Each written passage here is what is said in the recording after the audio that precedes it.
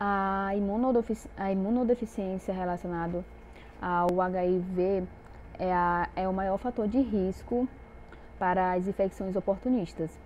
E a prevenção ou a recuperação da imunodeficiência relacionados ao HIV com um tratamento antirretroviral associado à prática de imunizações é de suma importância para a prevenção dessas infecções oportunistas. E a forma mais comum de aquisição dessas infecções oportunistas em crianças se dá por meio das mães infectadas.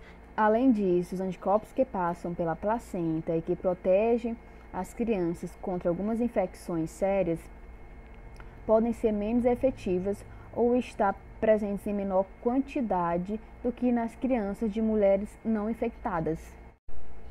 A profilaxia das infecções oportunistas ocorre de duas maneiras. Temos a profilaxia primária e a profilaxia secundária. A profilaxia primária geralmente deve ser instituída quando a situação imunológica do paciente torna-o vulnerável à aquisição de infecções.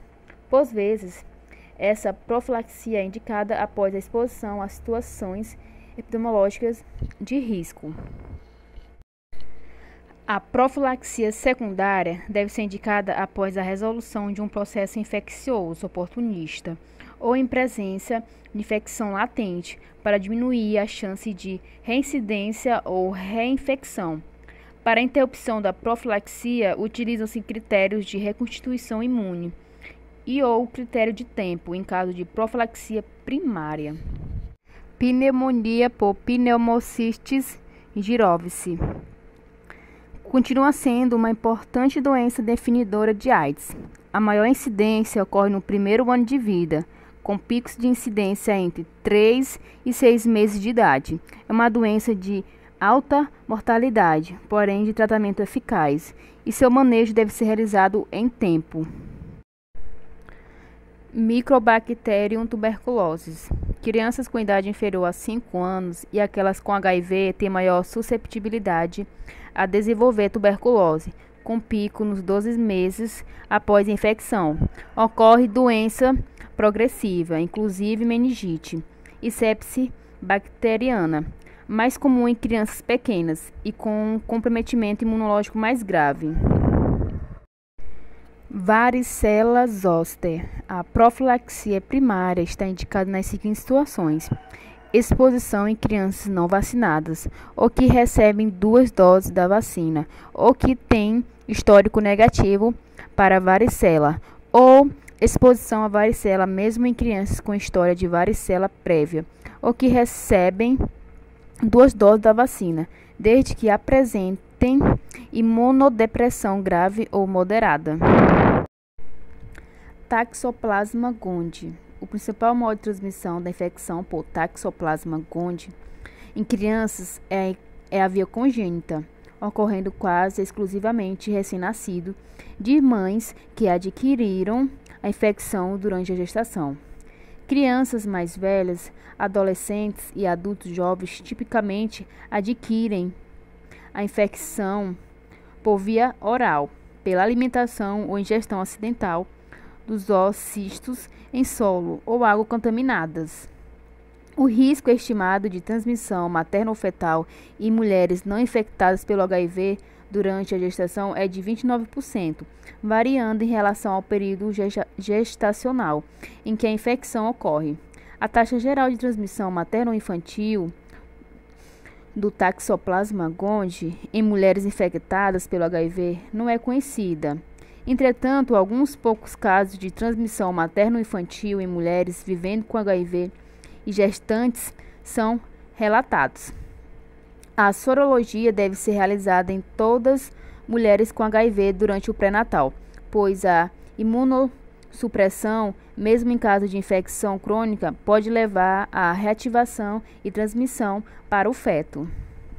Micobacteriose atípica. O complexo Mycobacterium avum refere-se às múltiplas espécies relatadas como micobactérias não tuberculosas, por exemplo, a Mycobacterium avium, Mycobacterium intracellular e Mycobacterium paratuberculosis. A Mycobacterium avum foi a segunda maior causa de infecção oportunista em crianças HIV infectadas, antes da era do tratamento antirretroviral. Presume-se que a Mycobacterium avum seja adquirida em exposições rotineiras, pelas vias inalatórias e inoculatória, ou pela ingestão. A colonização do trato respiratório e gastrointestinal pode levar à disseminação da doença. A Mycobacterium avium pode se apresentar como linfadenite. Criptococose. A maioria dos casos de criptococose em pacientes infectados pelo HIV é causada pelo Cryptococcus neoformans, o Cryptococcus gat. Ocorre primeiramente em regiões subtropicais e tropicais.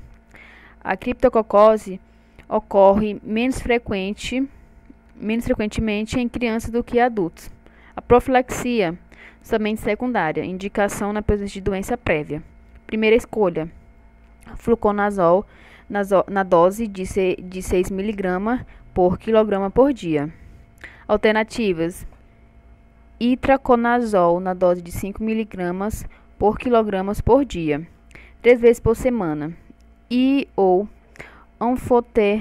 anfotericina B, 1 mg por quilograma, 4 ou 3 vezes por dia. Os critérios de suspensão serão avaliados caso a caso, de acordo com as condições clínicas, supressão via viral e contagem de LT-CD4+. Histoplasmose. A profilaxia é somente secundária e a indicação é histórico de doença prévia. Primeira escolha: itraconazol 50 mg por quilograma por dia, a cada 24 ou 48 horas. Outra alternativa: fluconazol 3 a 6 mg por quilograma por dia, máximo de 200 mg. O anfotericina B, 1 mg por quilograma, 4 a 3 vezes por semana. Os critérios de suspensão serão avaliados caso a caso, de acordo com as condições clínicas, supressão viral e contagem de TLCD4+. Leishmaniose visceral. A leishmaniose é considerada oportunista em caso de imunossupressão grave, devendo ser abordada prontamente pela gravidade observada em muitos pacientes. É de fácil manejo e necessidade de monitoramento clínico e laboratorial. Doença bacteriana invasiva. Antes da era da terapia antirretroviral altamente ativa, as infecções bacterianas graves constituíam as doenças oportunistas mais comumente encontradas em crianças infectadas pelo HIV. A pneumonia era a infecção bacteriana mais frequente, seguida por bacteremia e infecção do trato urinário. Outras infecções graves, como osteomielite, meningite, otite média e sinusite, eram muito comuns nas crianças sem tratamento para HIV. Candidíase. As infecções fúngicas mais comuns são causadas pela Cândida. As doenças localizadas decorrentes da Cândida caracterizam-se por invasão tecidual limitada à pele e mucosas, como doença oral e orofagiana, vulvovaginite e dermatite, uma vez que o agente ultrapassa a superfície e há de disseminação hematogênica. Pode ocorrer candidemia, meningite, endocardite, doença renal, endoftalmite e doenças hepatoesplênicas. Herpes vírus. O aciclovir é a medicação de escolha para o tratamento de herpes local ou disseminado em crianças, independentemente da classificação da infecção pelo HIV. No período neonatal, o tratamento deve ser realizado com altas doses de aciclovir, 20 mg por quilograma por dia, por 21 dias, em caso de acometimento do sistema nervoso central e doença disseminada, e por 14 dias para o acometimento cutâneo de olhos ou de boca. A profilaxia secundária deve ser introduzida quando o paciente apresentar episódios recorrentes e graves.